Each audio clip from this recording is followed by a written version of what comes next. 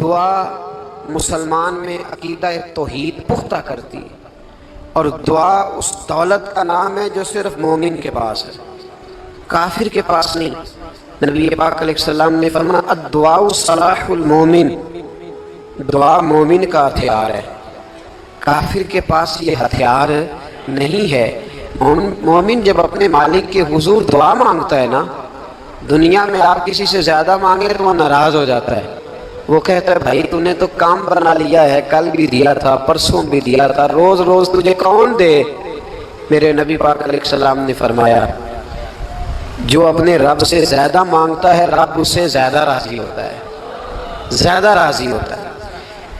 اب دعا مخصوص اوقات نہیں دعا کے، فرمایا اذا دعان، جب بھی دعا مانگو گے تمہارا رب تمہاری دعا کو، جب بھی دعا تو دعا کرتے رہنا چاہیے، ہر وقت دعا میں بندہ شامل رہے، اللہ کے ذکر میں شامل۔ یہ جو قرآن مجید نے کہا نا یا ایھا الذین آمنوا اذکروا اللہ ذکرا کثیرا، اے ایمان والو اپنے رب کا ذکر کثرت سے کرو، وسبحوہ بکرۃ واصیلا، اور صبح و شام اسی کی پاکی بیان کرو۔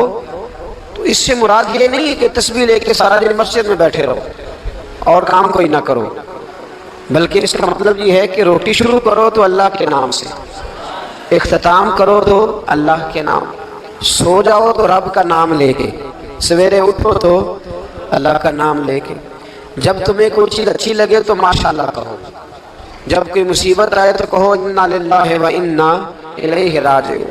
تو سارا دن اللہ کا ذکر جاری رہے۔ نبی پاک صلی اللہ علیہ وسلم نے مسلمان کو ایک دوسرے سے ملنے کا طریقہ بتایا۔ مصیبت آئے تو کیا کرنا ہے؟ صرف فوت کی پہ نہیں کہنا، اس کی وضاحت کر دو۔ کوئی بھی الذین اذا اصابتہم مصیبہ، جب بھی کوئی مصیبت آئے، اللہ کے بندے کہتے ہیں ہم اللہ کی طرف سے آئے ہیں اور اللہ کی طرف ہی ہم نے لوٹ جانا۔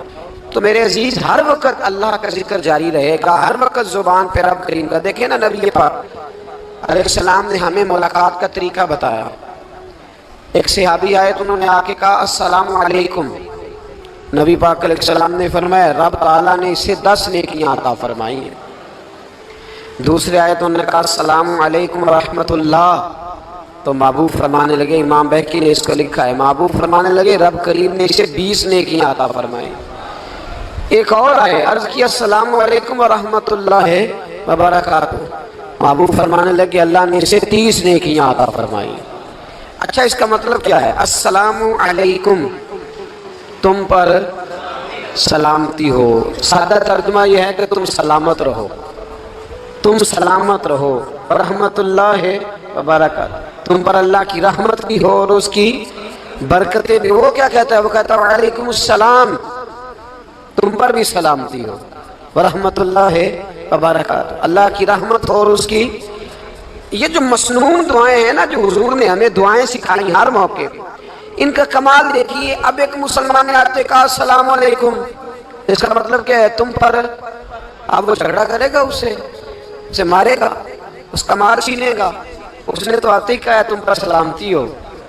تو جو سلامتی کی دعا دینے والے ہیں وہ جیب تھوڑی کاٹیں گے، وہ غبن تھوڑی کریں گے، ڈاکہ تھوڑا ڈالیں گے۔ اسلام نے لفظ ہی وہ سکھایا ہے کہ فرمایا جب تم نے ملنا ہے تو تم نے دعائیں کرنی ہے ایک دوسرے کے لیے۔ اب ہمارے ہاں نئے نئے لفظ آ گئے، ٹیلی فون اٹھایا تو کہا ہیلو، اس کا کیا ترجمہ ہے؟ کون ہے؟ اس کا کیا ترجمہ ہے؟ جی جناب، اس کا کیا مطلب؟ ہم نے دیکھا بڑے بڑے سمجھدار لوگ السلام علیکم کی بجائے کہتے کیا حال ہے؟ بھئی کیا عجیب بات ہے، بھئی کیا حال ہے کا کیا مطلب ہو؟ وہ بعد میں کرنے کی بات ہے۔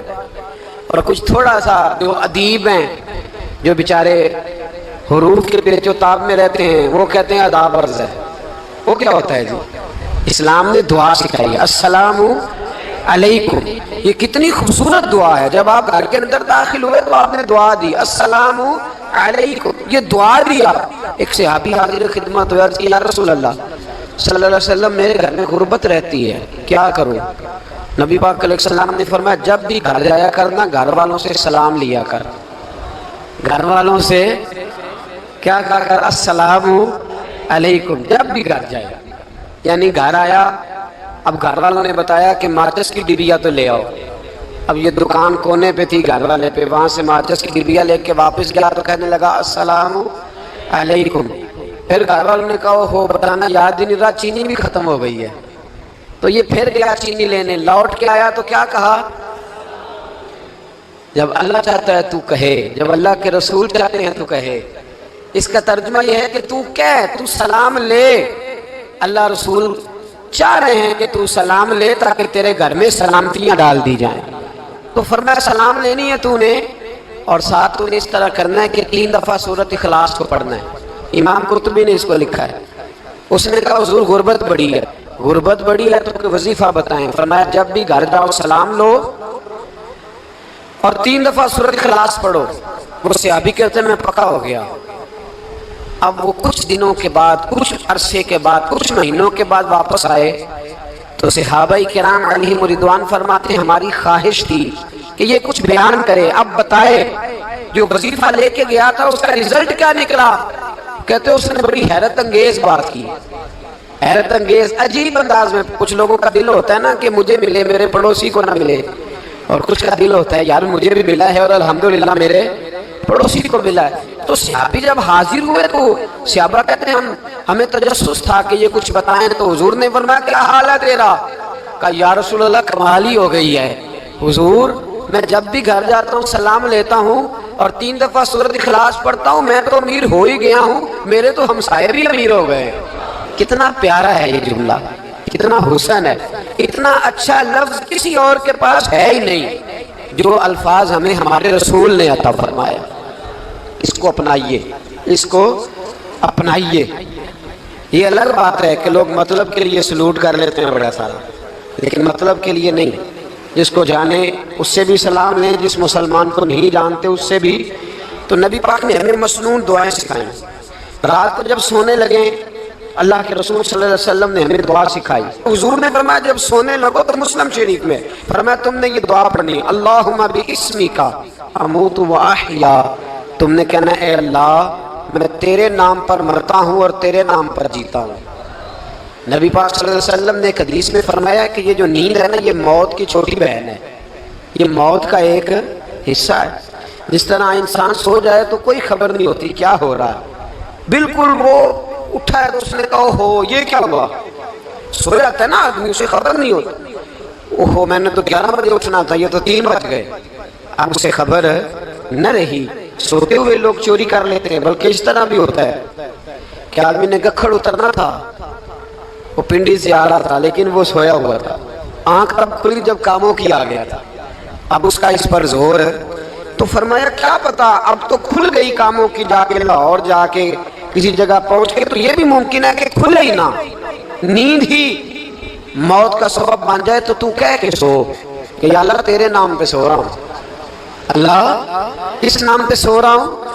یار اگر ہم ان دعاؤں کا حسن سمجھے، مطلب اللہم باسمک اموت و احیا، یا اللہ میں تیرے نام پہ سوتا ہوں اور تیرے نام پر اٹھتا ہوں. گویا کہہ رہا یا اللہ میری نیند بھی تیرے فضل سے ہی ہے، اور اگر آنکھ کھل جائے تو وہ بھی تیرے فضل سے ہی ہے.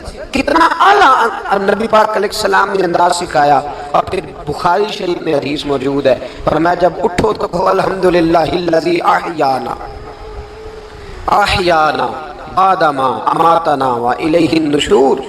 فرمایا جب تم سو کے اٹھو تو پھر کہو اے اللہ ساری تعریفیں تیرے لیے، تمام تعریفیں جس نے ہمیں موت کے بعد حیات دی. موت کے بعد فرمایا احیانا بعد ما اماتنا، ہمیں مرنے کے بعد گویا اللہ کا شکر ادا کر کے آنکھ کھل گئی. دیکھیں کس طرح اسلام مسلمان کو اللہ کے ساتھ جوڑتا ہے. فرمایا شکر کر، آنکھ کھل گئی.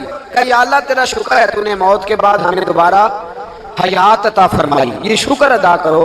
گویا تم یہ نہ کہنا کہ میں اٹھ گیا ہوں تو میرا کمال ہے، یہ نہ سمجھنا میں اٹھ گیا ہوں تو میں بڑا پابند ہوں.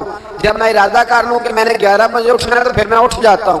یہ نہ کہنا کہ یہ الارم بڑا اچھا ہے، یہ مجھے اٹھا لیتا ہے. دل کے اندر خیال کر کہ نیند تو موت کی طرح تھی، یہ جو میں اٹھ گیا ہوں تو اپنے رب کے فضل سے اٹھا ہوں. جو میں اٹھ گیا ہوں، جو ابھی اٹھے ہیں وہ تو بول رہے ہیں کم از کم کہ میں اپنے رب کے فضل سے اٹھ گیا. تو دعا سکھائی. پھر دیکھیے نبی پاک صلی اللہ علیہ وسلم نے فرمایا جب تم بیت الخلاء میں جاتے ہو نا، واش روم میں جاتے ہو، تو گندی چیزیں ہوتی ہیں وہاں، شیطان ہوتے ہیں، جنات ہوتے ہیں، یہ گندگی پہ ہوتے ہیں۔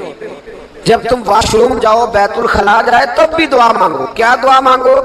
وہ دعا بھی نبی پاک صلی اللہ علیہ وسلم نے ہمیں تعلیم فرمائی اور بخاری میں ہے، کہا پڑھا کرو، اللہم انی اعوذ بک من الخبث والخبائث۔ کہو اے اللہ، ناپاک چیزوں سے میں تیری پناہ مانگتا ہوں، وہ نر ہوں یا مادہ ہوں۔ اللہ میں تیری پناہ مانگتا ہوں۔ واش روم کے اندر بہت ساری بری چیزیں ہوتی ہیں، جوان میری بات پر توجہ فرمائیں، وہاں بہت ساری گندی چیزیں ہوتی ہیں۔ انسان کئی دفعہ واش روم میں جاتا ہے، اسے وسوسے زیادہ آتے ہیں، یہ نوٹ کریں میری بات کو۔ اصل میں نا ہم بات ڈھونڈ رہے ہیں علاج اپنی بیماریوں کا، حالانکہ علاج تو سارا مدینے والے رسول کے پاس موجود ہے، محبوب کے پاس ساری دوائیاں ہیں۔ تو نبی پاک علیہ السلام دیکھیں نا، انسان واش روم میں جاتا ہے، اسے وسوسے آتے، برے خیالات آتے، وہ گناہ کی طرف کئی دفعہ مائل ہوتا ہے، تو کہا تو دعا پڑھ کے جا، اللہم انی اعوذ بک، یا اللہ میں تیری پناہ مانگتا ہوں، من الخبث والخبائث، ہر خبیث اور بری چیز سے میں تیری پناہ مانگتا ہوں، وہ نر ہو یا یار کتنا عظیم دین ہے، کتنا عظیم میرے مصطفیٰ کریم کا وہ والا دین ہے۔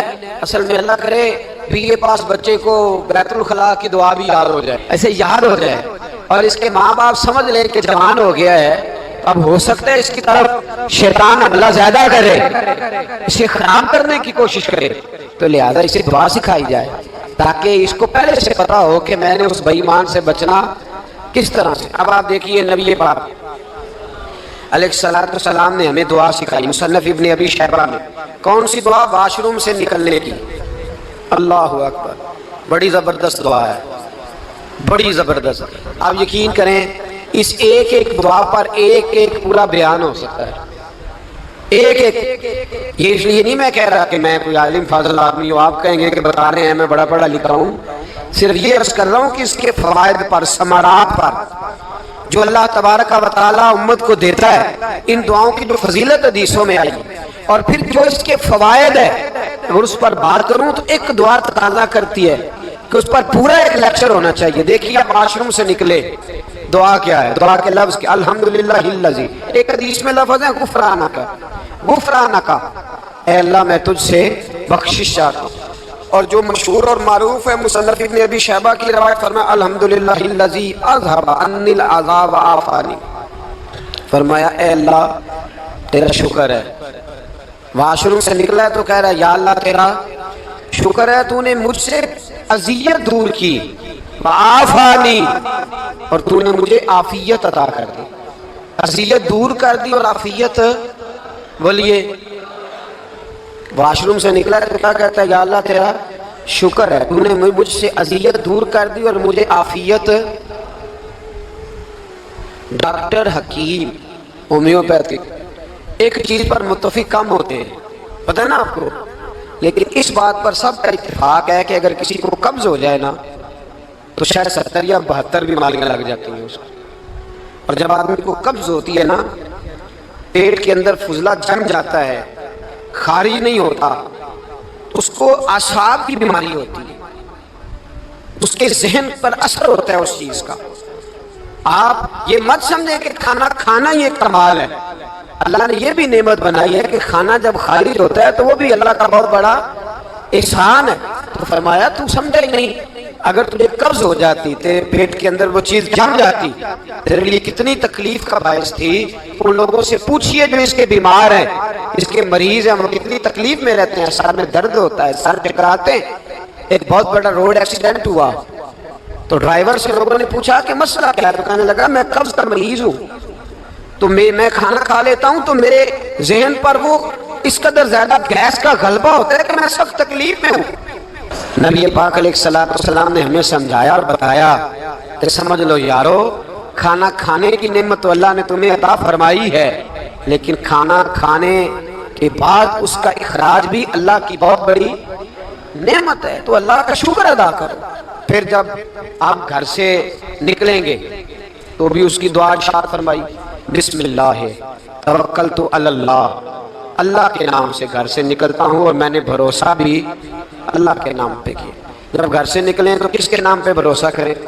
بولیے حضرت رابعہ بصریہ رحمت اللہ علیہا، آپ تشریف لے گئیں حج کرنے، جس دن واپس آئیں اپنا اونٹ کہہ گئی جاتی دفعہ، کہنے لگی اللہ میں تیرے حوالے کر کے جا رہی ہوں، اور بسم اللہ توکلت علی اللہ، بھروسہ بھی تیری ذات پہ ہے۔ جس دن واپس آئی نا اسی دن کسی نے بتایا کہ اماں آج بھی تیرا اونٹ مر گیا ہے، تو اونٹ کے سرانے کھڑی ہو کے کہنے لگی مولا میں تو تیرے نام پہ تیرے پہ بھروسہ کر کے گئی تھی، تیرے حوالے میں تو تیرے گھر گئی تھی۔ تو لوگ کہتے ہیں اماں کے منہ سے لفظ نکلے تو اونٹ زندہ ہو کے کھڑا ہو گیا ہوں۔ تو اماں کہنے لگی نہیں تمہیں غلطی لگی ہے، بڑا ہی نہیں تھا، پہلے سے ہی موجود تھا، وہ اپنی کرامت بھی نہیں ظاہر ہونی تھی۔ تو بھائی گھر سے نکلیں تو کس لفظ پر کہ یا اللہ میں تیرے بھروسے پہ نکل رہا ہوں، میں اس کے دو فائدے ہوں گے، ایک تو آپ اللہ کی امان میں جا رہے ہیں، اللہ کی امان میں آ رہے ہیں، اور دوسرا جس گھر کو آپ چھوڑ کے جا رہے ہیں اسے بھی اللہ کی امان میں دے کے جائیں۔ تو کتنا لذت والی دعا ہے جو نبی کریم علیہ السلام نے ہمیں سکھائی۔ اب ذرا حدیث سنیں خوش ہو کے، دیکھیں حضور نے دعا سکھائی، فرمایا جب دیکھ لو نا کسی کو ہنستا ہوا، کیا کرتا ہوا؟ ماشاءاللہ آپ تو ہنسنے لگے۔